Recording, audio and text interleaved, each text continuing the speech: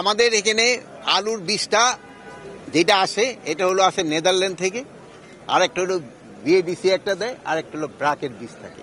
এর ভিতরে হলো নেদারল্যান্ডের থেকে যে বীজটা আছে এটা হলো সবচেয়ে ভালো বীজ।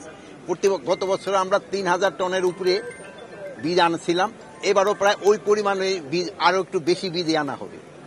তার প্লাস তারপরে হলো ব্রাকের বীজটাও ভালো, আর তারপরে হলো বিএডিসির বীজ।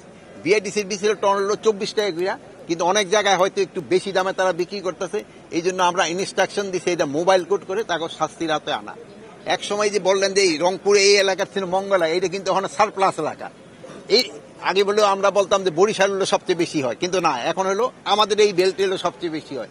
রংপুর, দিনাজপুর, রাজশাহী এই বেল্টে আল্লাহ দিলে মাশাআল্লাহ প্রচুর ধান হয়েছে। অন্যান্য বেল্টে ধরো একটু বন্যায় ক্ষয়ক্ষতি হয়েছে। আমার মনে হয় এখানে ভালো হয়েছে, খুবই ভালো হয়েছে। আর আপনি যেটা বললেন সারের কোনো ধরনের সংকট নেই।